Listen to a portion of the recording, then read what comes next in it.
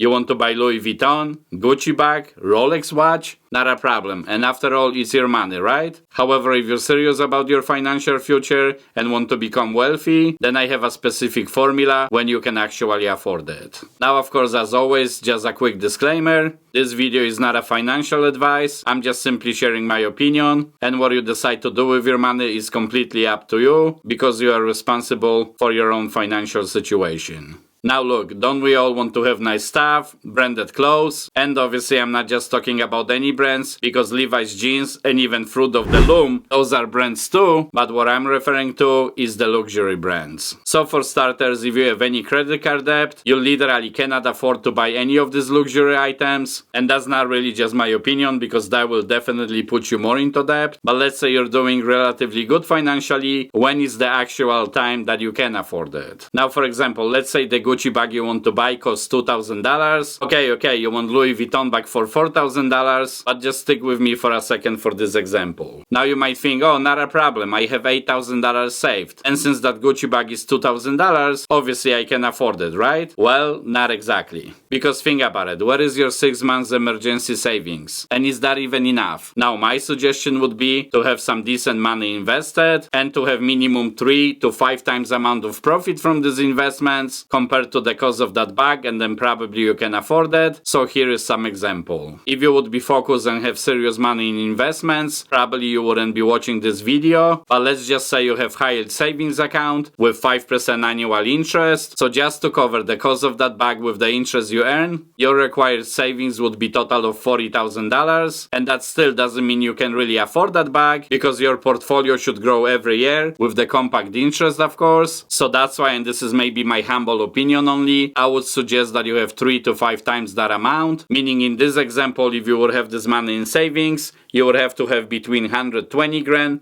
and $200,000. Now, of course, you might disagree with me, and that's completely fine. That's definitely your opinion, your money, and your future, of course. However, if you want to keep moving forward, building wealth, and pretty much keep beating the inflation, then my suggestion would definitely be not to buy any luxury items unless you have $200,000 in savings, or better yet, in investments. And if we're even gonna go there to the Rolex watch, the safe bet would be not to buy this watch until you literally have $1 million in investments. But then again, this is only me, and you do what's best for you. Okay, so this is it for this video, and if you're thinking about opening high yield savings account, here is my experience with Capital One, and thank you for watching.